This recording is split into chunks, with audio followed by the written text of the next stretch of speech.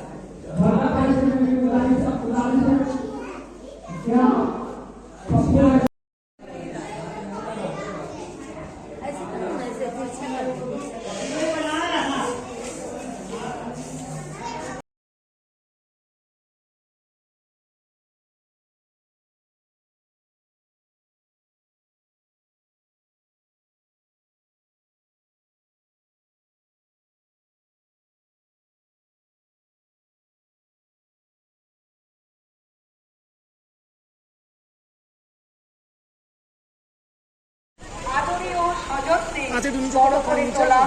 নিজের বাড়ির সন্তানের মতো ভালোবেসে তাদের খেয়াল নেওয়া এবং প্রতিদিন রাতে সময় দিয়ে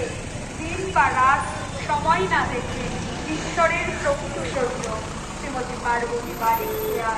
সম্মানিত করতে পেরে আমরা গর্বিত।